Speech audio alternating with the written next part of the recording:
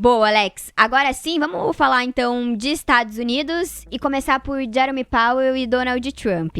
O presidente Donald Trump e o presidente do Federal Reserve, Jeremy Powell, conversaram sobre os custos da reforma em andamento na sede do Fed em Washington. Foi uma rara visita de um presidente americano a uma sede do Federal Reserve. O clima ali entre os dois não estava nada bom, né? Eles não chegaram a bater boca, não rolou uma discussão acalorada nem nada, mas visivelmente estava desconfortável a situação. A visita, a gente precisa lembrar, também ocorre enquanto o Trump busca desviar a atenção da controvérsia em torno da forma como seu governo lidou com os arquivos de Jeffrey Epstein, que é um escândalo muito famoso lá nos Estados Unidos, um caso de escândalo sexual. É algo que vem pegando bastante no governo de Donald Trump agora. Por exemplo, quando saiu o tarifaço dos 50%, eu fui entrar nos principais sites de notícias lá do exterior, né, dos Estados Unidos, para ver como que o tarifaço estava sendo repercutido pela mídia de lá. E basicamente o que se encontravam eram matérias sobre possível, suposto envolvimento de Donald Trump nesse caso. Então a gente precisa levar isso em consideração também. Vamos colocar o vídeo para nossa audiência, Alex, tá preparado? Pega a pipoca. É sensacional esse vídeo. O Léo vai dar o play no vídeo desse momento em que Donald Trump e Jeremy Powell conversam sobre as reformas lá no Federal Reserve. Vamos acompanhar. One of the reasons why we wanted to see it was the overruns of the expenses. We wanted to figure out why. So we're taking a look, and it looks like it's about 3.1 billion. It went up a little bit, or a lot. So the 2.7 is now 3.1.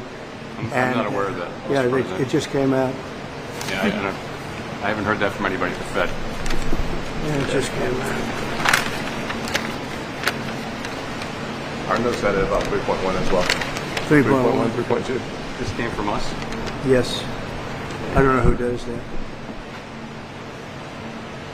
You're including the Martin renovation. You just That's added. our entire capital plan. Yeah, you just added in a third building. Is what that is. That's a third building, Well, including no, the but Martin building. it's a building that's being built. No, it was built 5 years ago. We finished Martin 5 years ago. It's part of the overall work.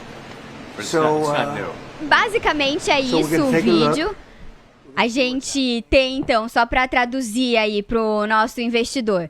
Trump vai lá, fala que a reforma do Federal Reserve começou em 2,7 bilhões, agora já tá custando 3,1.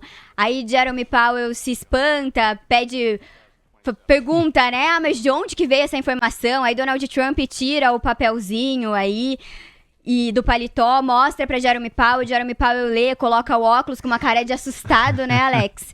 E fala, bom, mas isso aqui é de uma reforma que envolve outros prédios do Federal Reserve, inclusive reformas que já foram concluídas há anos atrás. Conclusão, foi meio um teatro ali de Donald Trump e eu queria saber, Alex, na sua visão, o mercado encara isso mesmo como teatro ou se como uma ofensiva mais clara aí contra Jeremy Powell. E aí a gente tem também alguns cenários para discutir. Trump pode demitir Jeremy Powell usando como justificativa essa reforma? Ele disse no evento, quando cobrou, inclusive, nessa data aí, no dia que foi no Federal Reserve ontem, às 5 horas da tarde, que não vai demitir Jeremy Powell, apesar de ter cobrado muito e criticado os juros altos. Depois tem a outra tese de que a intenção é pressionar tanto Jeremy Powell para que ele peça demissão. E depois tem aquele outro fator que é desgastar Jeremy Powell e, ao mesmo tempo, indicar o mais rápido possível um outro presidente do Federal Reserve, um presidente sombra que você já trouxe aqui também, que não seria muito positivo para o mercado. Com base em tudo isso nisso, agora, Alex, a sua visão. Bom, quem nunca foi surpreendido numa reforma, né, por um orçamento acima do previsto, né? Quem nunca tomou um susto do pedreiro, né, Camila? E Trump vestiu a camisa ali, Alex. Você viu o capacete, Exato. tava no uniforme, os dois. O vídeo, ele chega a ser engraçado, mas dá uma dó do Powell, não dá? Parece que ele tá meio... Ele tá totalmente desconfortável ali, assustado, sem graça. Pois é. E um momento único. Acho que nunca mais na história dos Estados Unidos a gente vai ver isso. Pelo menos os dois ali de capacete, olhando a obra. Ontem, inclusive, o Medina comentou há quanto tempo fazia que um presidente dos Estados Unidos não visitava o Fed. E era algo de bastante tempo. Então, assim, chega a ser, né, para quem, de repente, acompanha o dia a dia do Trump, não é nenhuma surpresa, mas para quem aposta, né, na independência dos poderes e na instituição, né, do Federal Reserve, É extremamente desgastante você ver o Federal Reserve sendo encurralado pelo Donald Trump. E foi como você comentou, você tem duas posições em relação à ótica, né, que você pode colocar sobre essa situação de ontem. A primeira, que você até comentou, né, o Donald Trump não pretende, seguindo as suas falas, mas lembrando, tá, Camila, o Donald Trump, ele muda de opinião, né, muito rápido. Então, ele comentou ontem de que não pretende, né, demitir o Jeremy Powell. Mas, né, o evento de ontem, eu fico com essa segunda visão, tem claramente o objetivo de desgastar o Jeremy Powell a ponto dele, né, efetivamente renunciar ao cargo, né.